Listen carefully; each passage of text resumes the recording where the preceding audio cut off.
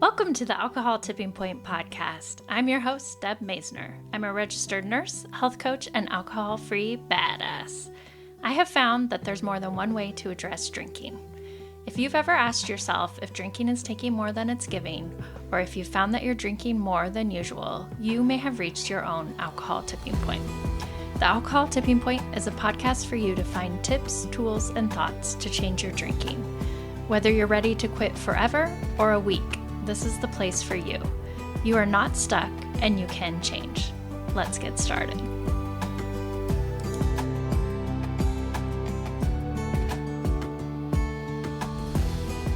Welcome back to the podcast. Thank you so much for listening. I really appreciate you. I want to take a sec to invite you to the next Alcoholiday. It's a monthly dry group where I help people practice not drinking. This is for you if you feel like you're struggling, if you feel like you're stuck, if you feel like you're broken, you're never going to get it. I want to just support you and arm you with lots of different tools to battle cravings, work on your thinking about drinking, be more kind and compassionate to yourself as you're doing this. You know, drinking is a habit. And it's probably something you've done for years or decades even. So it takes a while to unwind it. And that's why I'm so passionate about focusing on practicing not drinking, working on progress, not perfection. I love the saying, focus on the direction, not perfection. And I think it's important just to have these types of groups, programs that just give you a safe place that has no shame, no judgment. A safe place where you can just learn new tools and just start unwinding the habit so that it gets easier and easier for you to drink less or not at all. I would love to have you join the next Alcoholiday. It starts the first of every month. As a podcast listener, you always get 20% off by using the code LOVE, L-O-V-E. And it is hosted on a private platform. It's really important to me as a nurse just to have privacy and a safe place for you. And what you get is daily emails, lessons, accountability. You get lots and lots of tools to battle cravings. We also do weekly group chats, weekly group support calls led by me and another sober coach twice a week. And then there's also a private chat where you can just share with others, support others, and it's just a great place to practice not drinking. I would love to see you in the next group. You can sign up at alcoholtippingpoint.com/alcoholiday and join there. I also will link it in my show notes. Wherever you are with your drinking journey, just know that I am rooting for you, that you are not broken and you can change. Thanks so much. Welcome to the Alcohol Tipping Point podcast today. Today on the show, I have Benoit Kim, a U.S. Army veteran, Penn-educated former policymaker turned psychotherapist, and host of Discover More, an Apple Podcast Top 100 podcast. Benoit has personal experience healing his trauma through psychedelic-assisted therapy, and he quit alcohol 4 years ago. So that is awesome. Welcome to the show, Benoit. Thank you for having me on. Very excited and happy Friday to you and everyone. Yes, yes. Well, where are we finding you now? Where in the world is Benoit Kim?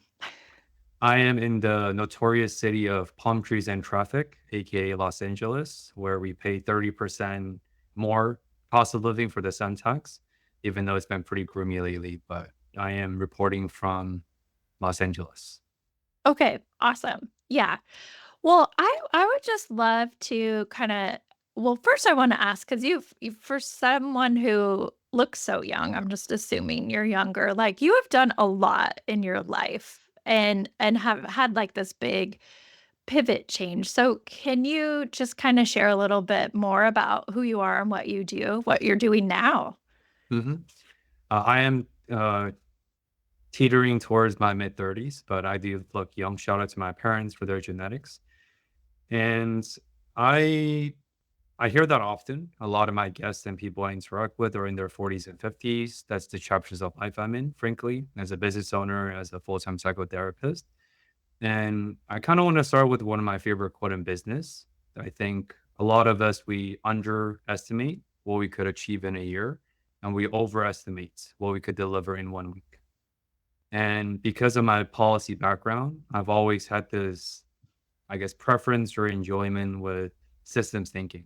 And I think I've always been good at looking ahead of the normative culture or whatever the system or status quo might be. And if you're really being intentional, and I'm sure you resonate with this stuff, you can achieve a lot of things in years. So I've been on this journey of personal growth, personal development. I picked up my first self-help book when I was 13, and I'm a pretty ferocious reader. Like the books on my back are just for my guests in the last 3 months alone. So I read about two, three, 4 books every month for guests plus my personal enjoyment. So I think I'm very intentional because of my numerous near-death experiences, my military backgrounds, a lot of my trauma with car accidents. And when you get away with such profound and like truly near-death experience, it's hard to live your life very reactively. It's hard to live my life through this passive lens that most people do. It's not to anyone's fault, since all of us have different timelines and limitations with self awareness due to the privileges or the circumstances of our lives. And for me, I'm very privileged to be alive after those near death experiences. And I wanted to take away and implement the insights. Since I think a lot of us are good at collecting informations, podcasting like yours, very helpful. But so many of us are stuck in this knowledge, obtainment, this knowledge bank stage, and we don't really get to the implementations of the knowledge we learned, and we don't really live with the insights we gain. And for me, I was able to do that. So I've lived quite a few lifetimes, I like to say. Yeah, yeah, and I'm sure there'll be even more. Okay. So, since this is a podcast about people and their drinking and their relationship with alcohol, can you share what your experience has been and start wherever you want? I just like to hear how people grew up, what their culture was like with their family, their community, and then your own tipping point. I think it's interesting for me, and that's why I wanted to start today's conversation with a macro perspective of where I came from, my multicultural backgrounds. Because substances like cannabis is not legal anywhere else outside of the United States, Canada, and a few collective countries. And it's very taboo. In Korea, in Singapore, in China, if you get caught with cannabis, the severity goes up to death penalties. It's very, very serious because of the stigma or unaddressed stigma from the past. So alcohol is the only normative substance that most people have access to. And I like to say with alcohol, and this is the reason why I wanted to be on your show, because being sober is one of the greatest gifts I was able to give to myself. And when we normalize the abnormal phenomena of drinking, it becomes a problem. And I think for a lot of men, we don't really see drinking as a problem. Think about the celebrations or the implications of drinking. You can drink when you're sad, so funeral people drink. You drink when you got a promotion, so you drink when you're happy. When you're upset or angry, you drink. So we've somehow permeated every facet and fabric of our society with drinking, and no one bets an eye. And in fact, I'm sure you might have experiences yourself. When I first got sober, people ostracized me and made me feel crazy. Oh, Benoit, you're anti-fun now. You don't drink anymore? Oh man, you've changed. Why are you like this? You used to be such a fun person. That what are they implying is, oh, you can't have fun and live a fully living, intentional, vibrant life with alcohol. So I think it's very interesting because I think quitting or drinking is a cultural issue. And sobriety is hard, quitting drinking is hard because you're not just quitting the substance, you're quitting the rituals and the social implications around the substance. And that's the reason why sobriety work is hard, whether it's alcohol or substances or cigarettes or anything in between. So yeah, I grew up in my multicultural container where alcohol was everywhere and no one really thought twice about it. So we don't know what we don't know. But then you realize, oh, when we drink, we think it's to pursue happiness because we feel happy when we drink. But of course, alcohol is a depressant. And I like to tell my clients and also myself, does drinking or using any substance to numb yourself, do you really feel happy or are you just feeling the pleasure by numbing or forgetting where you're trying to run away from?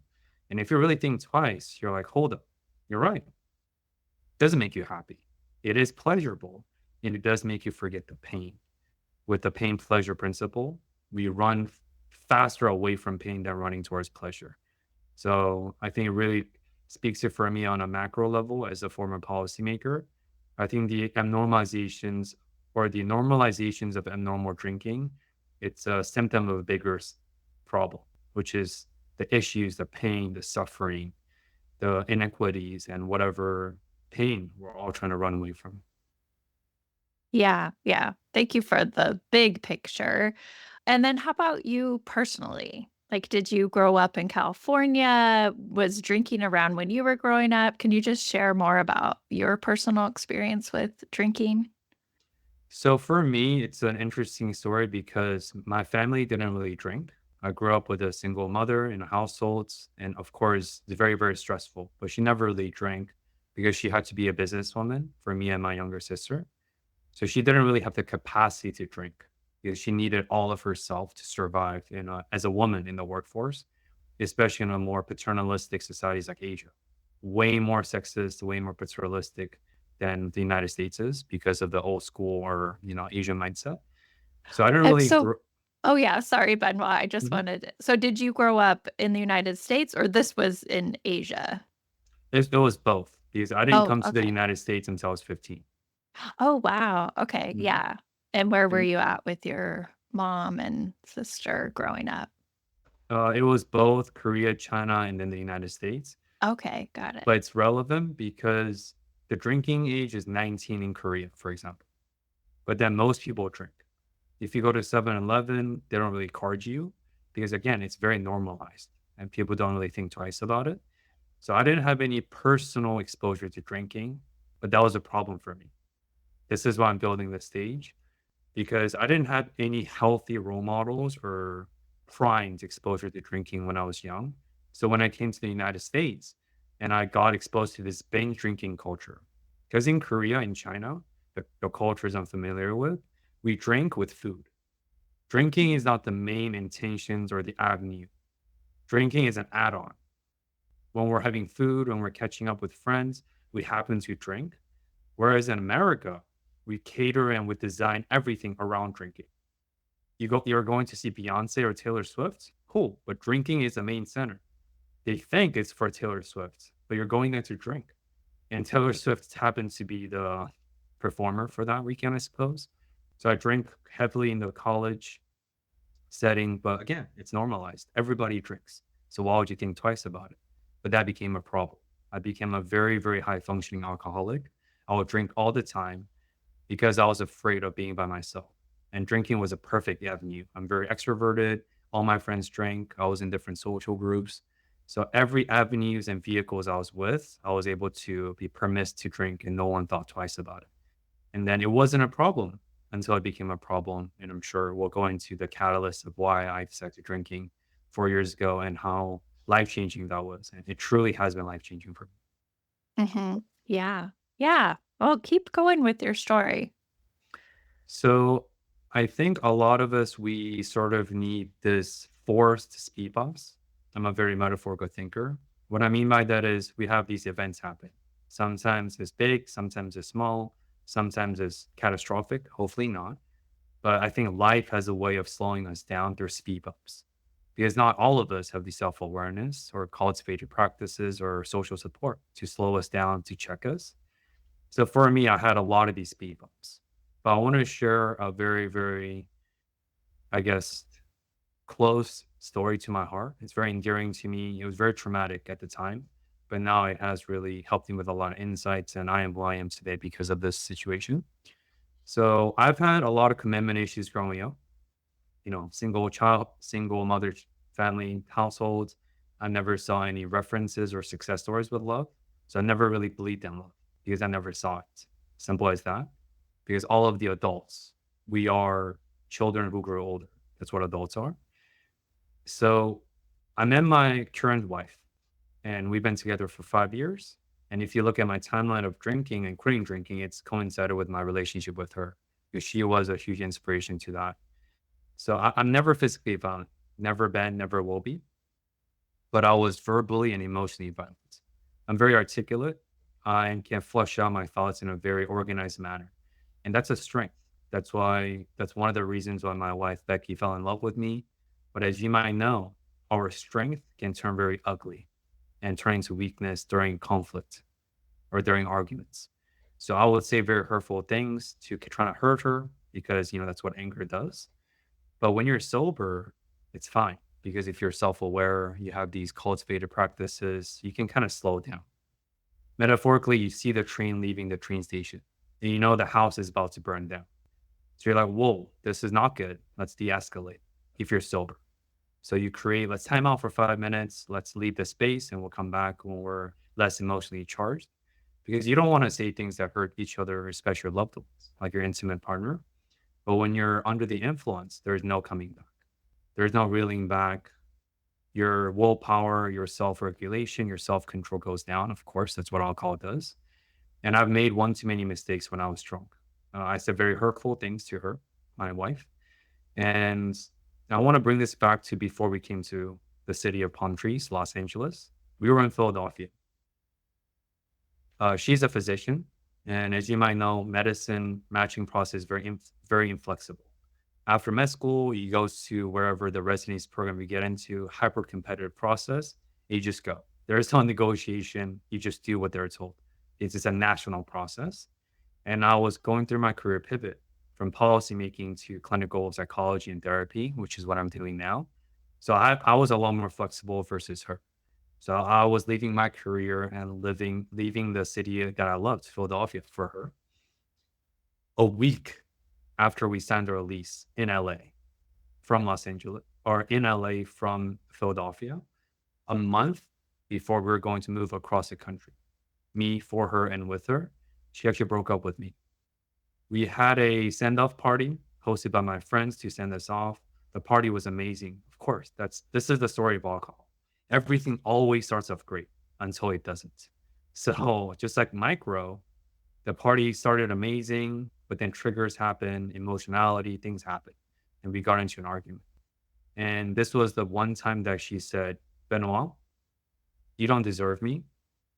I have self-respect for myself, which shout out to her for having self-respect. I think a lot of us need a little bit more of that, right? And she's like, you don't deserve me. I've had enough. We've been dating for 2.5 years at the time. And marriage was in the picture. That's why long distance was a non-negotiable for us. That's why I was willing to move across the country for her. And she's like, this is it. I can't do this anymore. And she broke up with me. Again, a week after we signed our lease across the country and a month before we're going to ship across the country. I already quit my job. I already decided my career pivot. And she's like, no more. This is it. And I've always heard the stories of heartache, being heartbroken, these hard, gut wrenching feelings. And I knew what that meant intellectually. I never felt it because I've had commitment issues until my wife. She's the first woman I said I love you to. She's the first woman I brought home to. She's the first woman I spent a lot of time with until this moment. I'm a 6 foot male. I'm a veteran. I was on my knees. I begged her. I went to the bathroom and I puked for about 5 minutes. I had this involuntary, uncontrollable feeling. My heart felt like someone squeezing my heart from inside out. My heart dropped, and it was such an visceral pain I can even think back to now. So I puked. I was crying. I was on my knees begging for her to take me back. And the only reason she took me back is because she said, well, Benoit, for the first time, you were vulnerable. I already had a podcast back then. And you might know this. Being vulnerable in the moment and telling vulnerable stories are very different. I talked about my sexual trauma on the podcast. I talk about my healing. I talk about my near-death experiences. I talk about my sobriety journey. I talk about all of that. And these are my visceral experiences that became memories that I feel called to share as stories. But when you've iterated and repeated stories so many times, these are real stories. They're true to me. But after a while, they become stories. They no longer become visceral. And I got so fluent with storytelling that Becky's heard my vulnerable stories many times, but she's never seen me being vulnerable until this heartbreak. And that's why she took me back. And as a pledge of that, I told her, Becky, I will give up the most important thing in my life, which is alcohol. I'll quit that for you as a pledge to my commitment. She didn't ask me to quit. But I wanted to really demonstrate my willingness to do whatever it takes to get her back. Because sometimes you don't really know how important something is until we lose it. And that was a very textbook perfect example for me. And that was about 4 years ago. So I sought help. I started seeing therapy for the first time. I read a lot of self help books.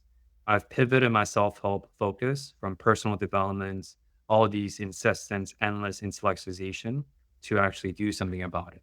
And this is what I mean. I went from pursuit of truth and knowledge to actually pursuit of practical action steps. And that was a catalyzing event that forced me to quit drinking because I don't think anything would have kept me from drinking. And I could share this too. I had another near death experience aside from car accidents where I almost got stabbed because of my drinking. And I went back in drinking the next weekend. I have a scar on my head. I had a short term memory loss and never recovered my memories from that weekend because of my head trauma, because the person knocked me out. I was getting robbed when I was blacked out drunk in downtown Philadelphia. And here's a crazy thing about alcohol. After almost getting stabbed because of partying, after some reflections and fear and scared, 6 days later, I went out and drinking just to a different place. And that's the power of alcohol. It had gripped on my life until my wife Becky shouldn't force me, but I was forced to be the change I wanted to see. Yeah. Well, congratulations on 4 years and sharing that story. Kind of made me think of, the whole vulnerability piece. And to your point where we're sharing stories, I've heard someone say, like, it's easier to talk about our scars versus our wounds. And that whole vulnerability piece, just making that distinction, I thought was really interesting. So I want to go back to I'm debating, like, picking your brain or not. Well, I did wanna ask you something. This kinda made me think of something. So, first of all, can you talk a little bit about what you did or what a policymaker does and because you burnt out on that, and then you did, like, a huge going from a policymaker, Army veteran to a psychotherapist, that's a pretty big pivot, and it sounds like a lot of it coincided with quitting drinking or your alcohol problems. Can you just share some of the context around that? Right. Before answering the question, you're spot on. It is a 180-degree, very hard career pivot. And a lot of that was because of me taking away the mask of alcohol. A lot because I work with dual diagnosis. So I work with severe mental illness and severe addiction, alcohol to meth to heroin, anything in between. And a lot of my patients and clients who get sober, they have this illusion that the moment you quit substances, life gets peaches and rainbows and everything's perfect. But that's not true because alcohol has been masking your problems. So you took away the false layer, but all the problems are still there. Now you have to confront them. The difference is your capacity to respond to these issues increase. And that's why life doesn't get better magically without alcohol. You have to still do the work. So I do want to kind of bring that in because without my sobriety, I don't think I would have had the capacity to work on myself. But I have the insights because I'm a thinker. I've been introspective since I was young because of my genetic. Shout out to my parents again. But going back to your question, when I joined policymaking, it was under the missions of maximizing impact. It's not to get too philosophical, but I believe in the philosophical applications of utilitarianism. It just means maximum impact. We think the ends justify the means. That's utilitarianism. And so I thought, what's the single most effective vehicle to maximize quantifiable impact?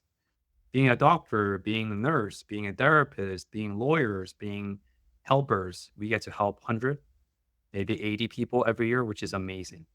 But as a policymaker, you can impact 100,000 people easily. So for me at the time, in my naivete, in my idealism, in my early 20s, no brainer. Of course, I want to be a policymaker.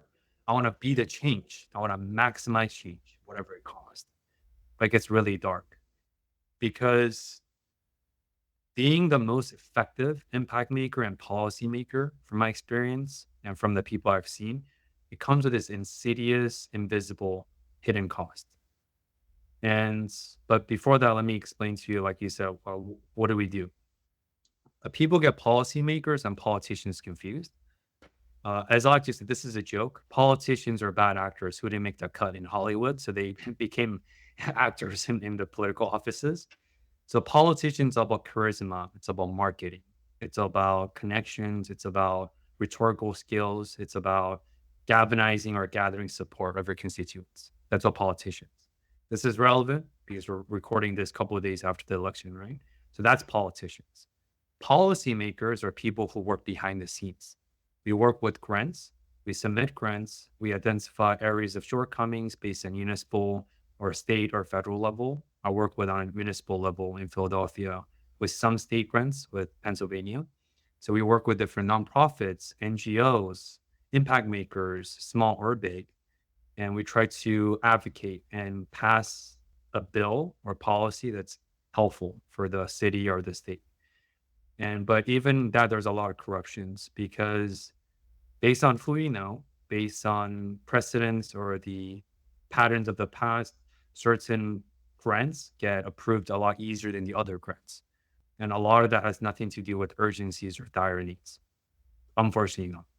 So just because something is not as urgent doesn't necessarily mean that it's not gonna get a massive grant that maybe another more urgent issues requires because of the advocacy, because of the optics, rhetorics, and all that. And that's what I learned. I was in policy for about 4 or 5 years. And let me share a very powerful story of why I decided to leave. I think idealism is very important. I think passion and idealism comes with the youth. When you're young, you should have that passion. You should makes noises and cause change. Not in a, I guess, counterproductive way, but more in a diplomatic way because anarchy or this extreme, warriors attacking everyone's approach doesn't really cause any sustainable changes. It makes you feel good. It's more self gratifying than actually doing what's right for the cause that you're working towards. So for me, I thought with my naivete, I could resist the corruption. We all hear the stories of politics are corrupted, policymaking is corrupted, even though, again, politicians and policymakers are very different. But, wherever there's money and power and influence, it's corrupted. Reminds me of one of my favorite quotes: power corrupts, but absolute power corrupts absolutely. It really is true. Humans, with our evolutions of 100,000 years, we're not meant to equip with so much power and attention. We were never designed this way. We never were wired to have so much attention on us. So I saw a lot of people changing their personalities and becoming a different people through the pursuit of policy making impact. For example, I pivoted during COVID time when the COVID first hit. And in Philadelphia, there's a lot of elders, especially with the nonprofit I worked at, a lot of refugees, a lot of immigrants, and a lot of elders who couldn't leave because of the safety risk. This was pre-vaccinations. So our CEO, and that's the first red flag. If you're the director of a nonprofit, you should never call yourself a CEO. Looking back at him retroactively, he was narcissistic. I don't mean TikTok narcissistic. I mean clinically, he had a narcissistic personality disorder. I'm giving a retroactive diagnosis as a clinician. And because he's so jaded by politics and the policy realm, he bypassed a bunch of our internal protocols to spearhead to create the food bank delivery for the elders. And I want to really focus on the thesis of what I'm saying. This is about intention versus impact. His intention was well. Most of our intentions are well. And he wanted to, again, bypass the due process, bypass all of these hassle to create the first food bank in Philadelphia for the elders. He did that. But what's the cost? He bypassed the due process. We had 3 floors in our agencies. He transformed the 3rd floor on the bottom into a food bank and food storage without consulting with any of the leaderships. I was a manager at the time. He didn't tell anyone. Overnight, on his own accord, he transformed one of our main floors into food storage. And he put up arbitrary block. And that's what I saw. Oh, being a utilitarian policymaker comes with soul trading. We have to sacrifice a little bit of our souls and cross our moral boundaries for the sake of impact. Just like going back to alcohol. We don't start with a bottle of Jack Daniel. We start with the first shots. You don't start with the first pack of cigarettes. You start with the first cigarette. And I asked myself, Benoit, you're so driven about making maximum impacts. But who are you to say you might not become, his name was Toy 2.0. You know, if I say, hey, Deb, if you can sign a bill tonight, you're not hurting anyone. There's no murder, but you might lose a couple hours of sleep because you're crossing some moral boundaries for yourself, but you're not hurting anyone. But by doing that, you get to help 2,000 people. Would you do it? Probably. 2,000 is a lot of people. But what about next month?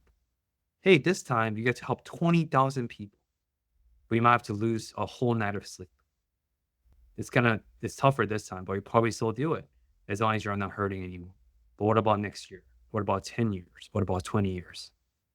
And I saw that projection. I was like, oh, Toy, the CEO, I'm sure he was just like me, passionate, driven, idealistic. He wanted to galvanize changes. But after 30 years in the policymaking room, he got so jaded and he didn't even know. He was advisor to Philadelphia mayor for 16 years, very high level, very respected in the community. And I asked myself, Benoit, how confident are you to resist the cultural implications of politics and this soul trading? And I wasn't confident. So I pivoted at the height of my career. I was up for promotion as the youngest policymaker in my agency's 100-year history. And I left. I was like, I can't do this. I don't want to become the version of myself that my past version would despise. And I couldn't do that to myself. And I chose to, I guess, save my soul and by leaving the policymaking to a more micro, because a lot of societal issues are because of mental health and trauma.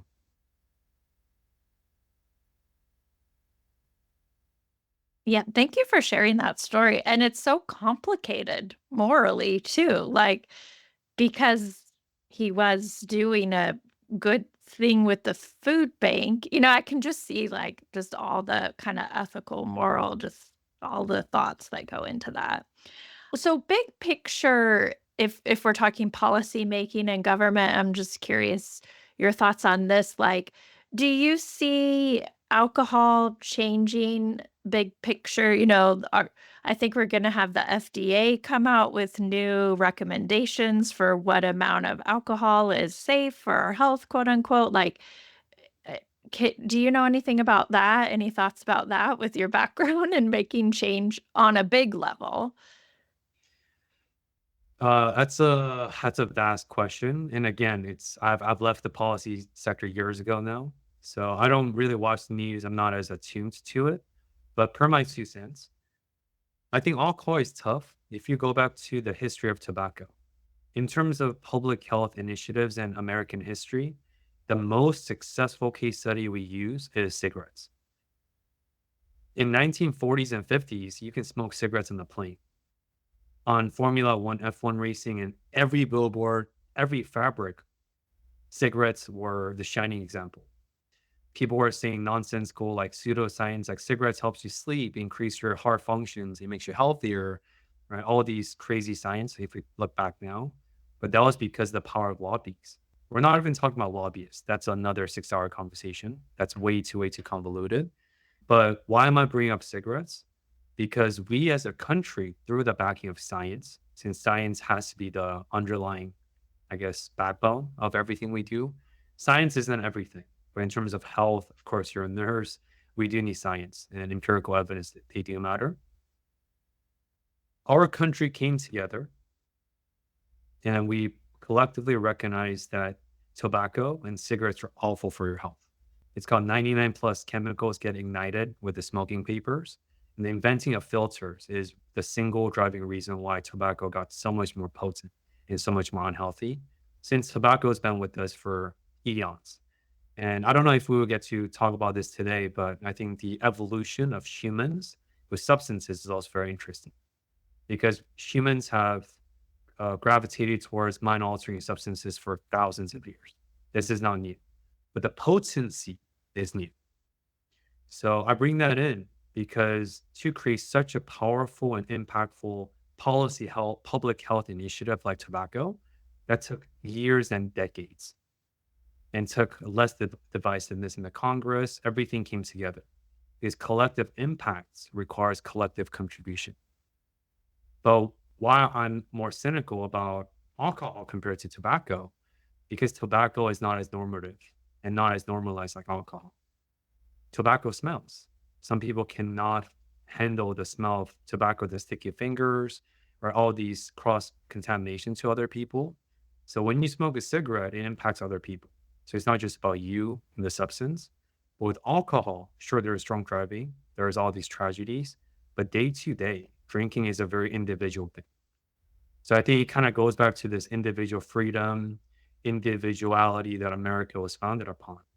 And that's why I think it's a very sensitive topic. And I don't think we'll be able to make any traumatic measurements against alcohol. We'll see about the new admin. We'll see what they do, since I know they're already looking into ways to kind of make FDA and all these agencies, big pharma, less corrupted. So we'll see what happens with that for the next 4 years. But personally, I think it's very hard to make alcohol another public health initiative because it's been around for so long, especially we have a history of prohibition. So I think in our American mindset, we're very allergic to doing any regulatory measurements against alcohol because we have history of prohibition. Even though the studies and literature shows that prohibition was successful. We've had the lowest amount of drinking as a nation during prohibition era. So it was effective. But it's not about alcohol. It comes down to your personal autonomy. And that's one topic that Americans probably will never touch. Yeah, interesting. Thank you for giving your 2 cents on that. So one of the things that was helpful for you, as far as healing your trauma, and then something you are also doing, maybe you're doing, I'm not sure, is the psychedelic-assisted therapy. Can you explain what that is? So psychedelics are interesting. I don't really talk about it as much because there's a lot of other more prolific folks talking about psychedelics. And I don't want to cheapen my experience of healing by being a talking head, but this is very relevant to my healing. So I want to start off by saying that I am not in the business of convincing. The science and the evidence and the efficacy of psychedelics are widely established. By John Hopkins, the final stage, the third clinical trial, which was FDA sponsored for MDMA for treatment resistant and complex PTSD, is the data is already out there and it is very effective. So let me start by sharing some numbers and statistics, even though stats and facts don't always work. I just want to start with some big picture in the beginning to kind of set the stage to answer a question. So, for example, to be qualified to have a major depressive disorder or MDD or depression, clinically speaking, you have to have a lot of impairments in life. It's hard for you to get out of bed. You only shower once every 3, 4 days. You lose interest in hobbies, things like that. You start getting more isolated. It's a clusters of things. Depression is not a single state. It's not just sadness. It's not just apathy. It's clusters of multiple things. Just like happiness is not a singular state. It's a bunch of different things. So to qualify for a major depressive disorder, you have to have at least a year of depressions, all these qualifiers. And so what does it mean to have a treatment-resistant depression? That means for someone to qualify as that, you have to have 10 years of depression. You have to have proof of receiving treatments for therapists and medication support, but your depression is not getting better. That's generally speaking what we mean by treatment-resistant depression. It's like the boss. It's like level 99 versus regular level 30 depression. So the qualifiers for participants to qualify for this MDMA assisted therapy, which is FDA sponsored, was you had to have treatment resistant depression. You had to have complex PTSD. What that means is multiple ACEs, adverse childhood experience, multiple PTSD, not just one, multiple. Like sexual assaults, losing your battle buddy in the military, and losing your mother at the same time, for a very basic example. I want to, right? This is where I really want to zoom in for a little bit.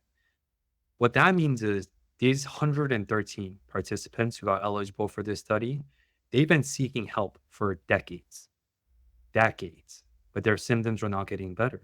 They're not feeling better. They still struggle until this study. And this is what happens.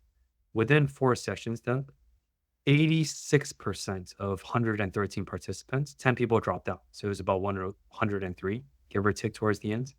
86% of these participants no longer even exhibit or display any symptoms to qualify for the lowest level of depression. Remember, treatment resistant depression is like the behemoth. Regular depression is lower entry level.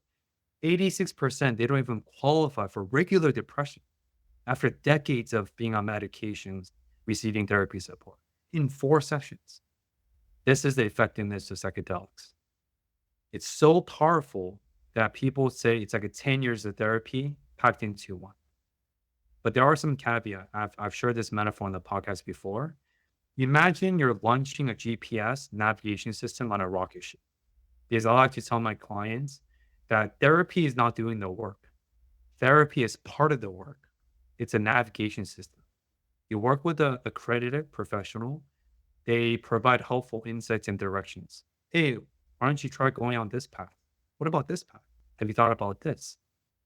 And that's what navigation is. But you have to do the driving. The driving has to be done by yourself. We can't drive your life for you, but we can point to the helpful directions based on your circumstances and information. So that's what regular therapy is, generally speaking. So imagine strapping that GPS onto a rocket ship.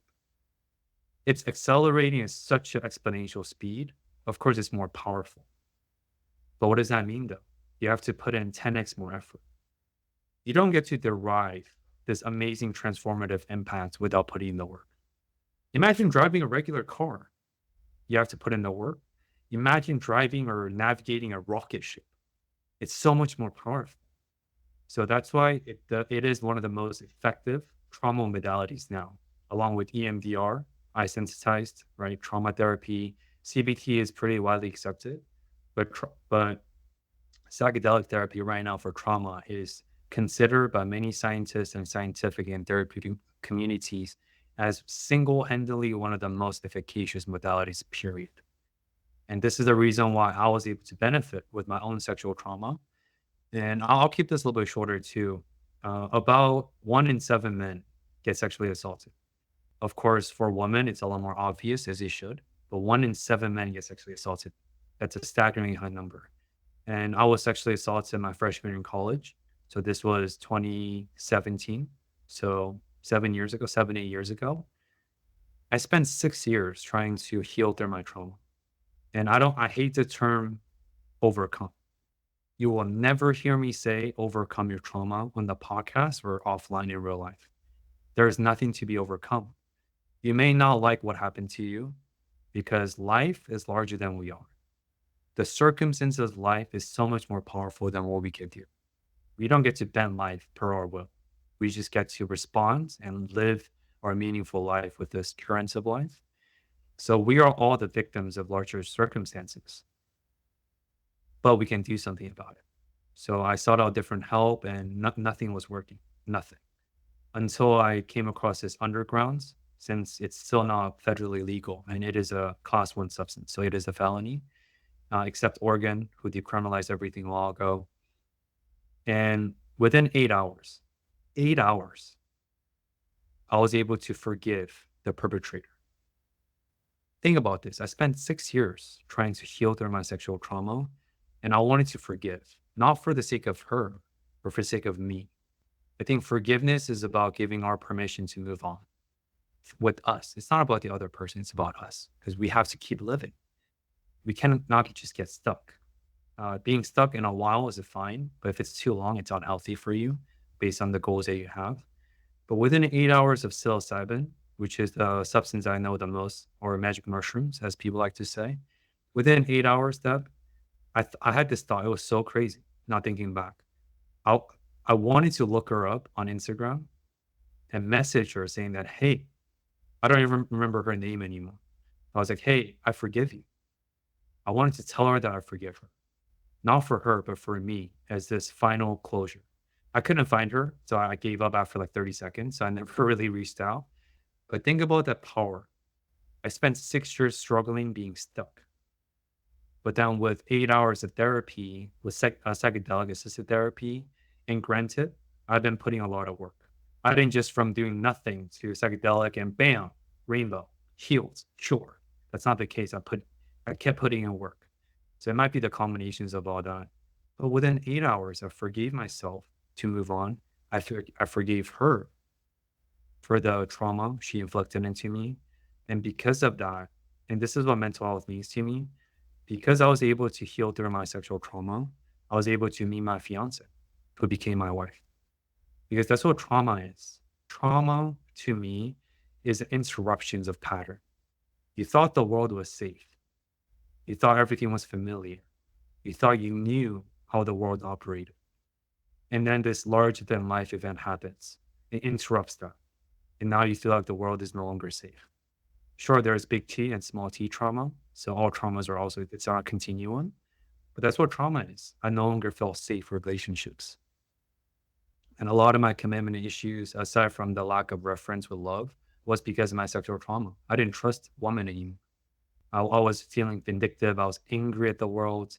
Why me? Right? Because I was religious. So I wanted to save my special with not necessarily for marriage, but I wanted to save it for some special someone, not just a random hookup, which is what happened with her.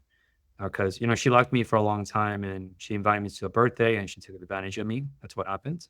But yeah, so because I was able to stay open minded towards this modality of psychedelic therapy, I was healed, which I struggled for 6 years, which empowered me to reconnect with myself. In turn, connect with a woman at the time who now is my wife. And that's what healing is. It allows you to reconnect with the parts of yourself that you got distant away from due to trauma. Mm. Yeah, thank you for sharing your experience.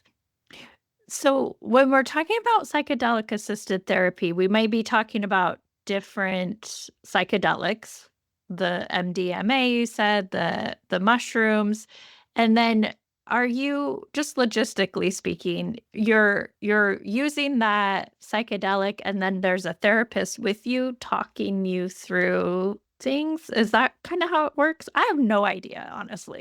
No, that's a great question. So remember I said accredited professional earlier?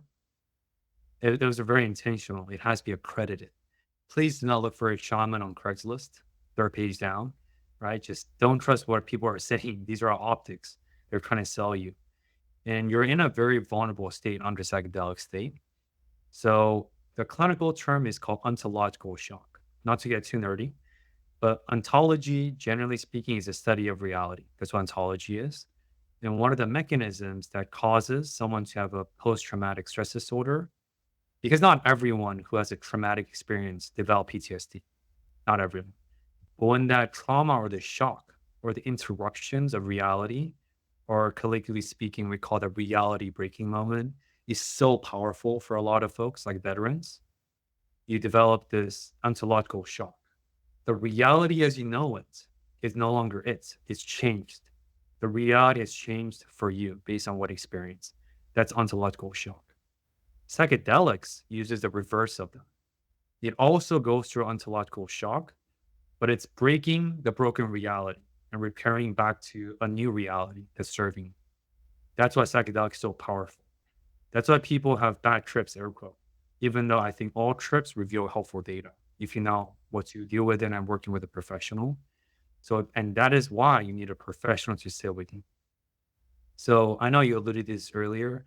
I do provide psychedelic therapy on a private side because it's not publicly known, of course, because of FDAs and so legalities around it.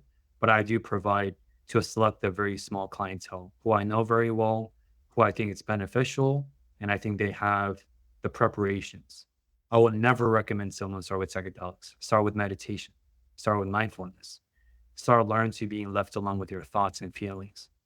Because when you ingest that substance, you're stuck with yourself, your thoughts, your feelings, all the skeletons in your closet.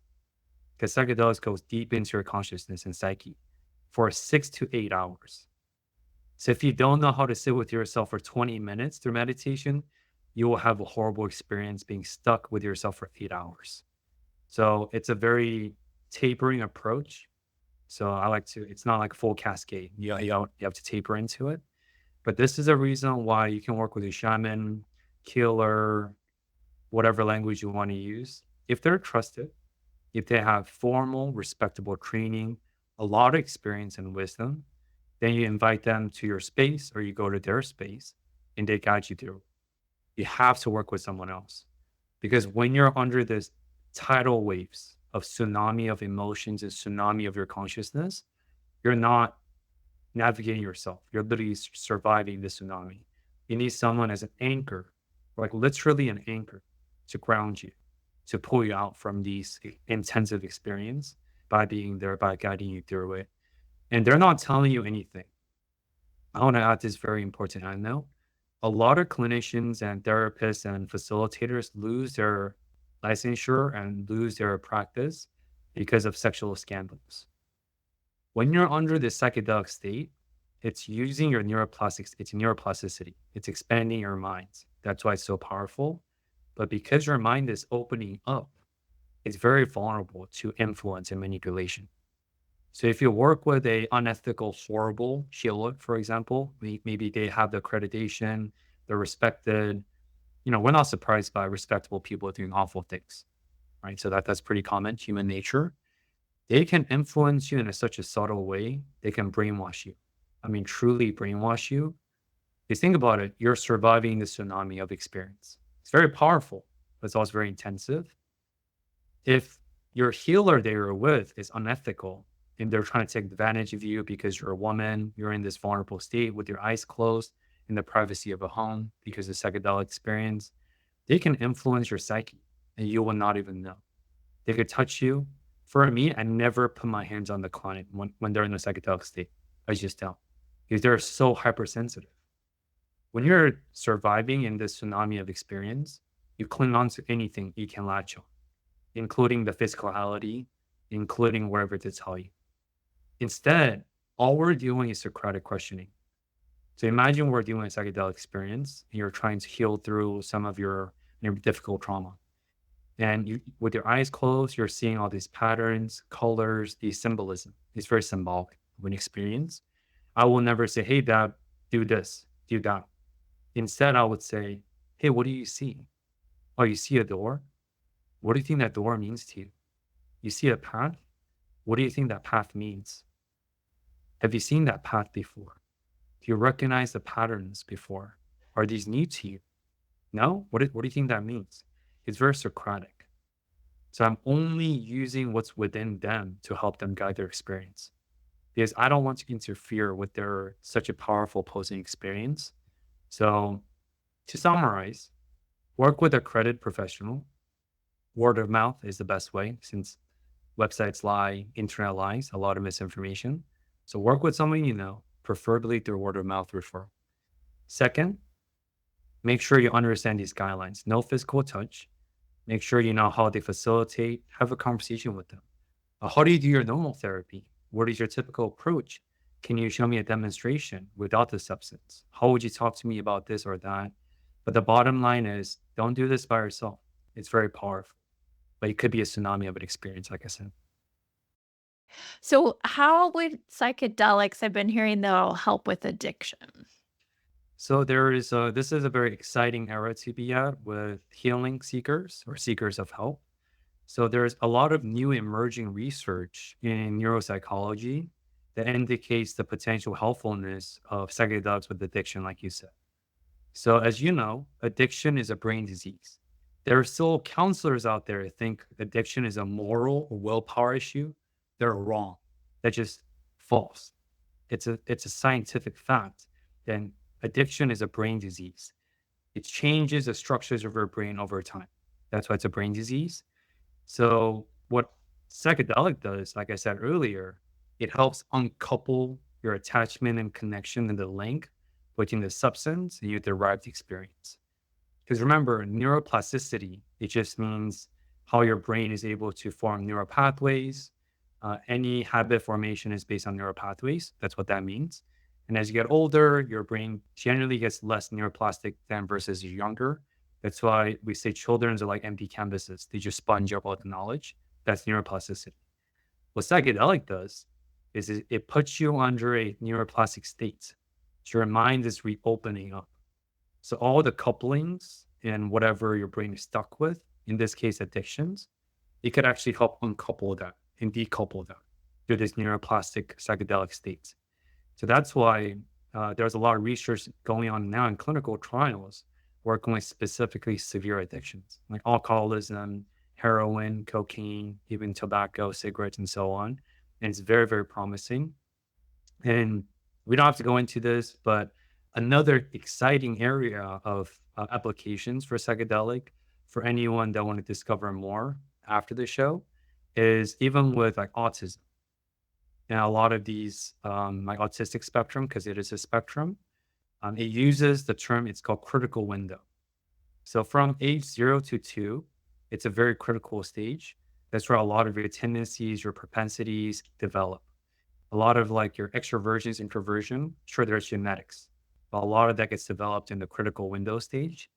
And the hypothesis or the, I guess, compelling research as of right now that talks about autism, of course, there's different types, is their social critical window. They got prematurely closed a little bit too prematurely. That's how a lot of their social awkwardness, they aren't as good at sociality, social cues, social signaling, because they didn't have an adequate amount of social critical window developing based on genetics or different circumstances. But what did I say about psychedelics? It reopens your critical window. It makes your brain more neuroplastic. So there's a lot of exciting research, even with autisms and ADHD, and a lot of these other traits. You can use psychedelics to reopen your brain and almost rewire some of these inadequate tendencies that we might have. So it's the same mechanism for PTSD, depression, but also for addictions, also for ADHDs and certain autism spectrums. It's very, very exciting because even if you're 60 years old, because I think the study now is your brain generally stops developing or opening your neural pathways around age 60, even though you can counter that through reading, talking, engaging in whatever practices, like meditation, for example. It gets to reopen your brain. It's almost like giving your brain a second way of life.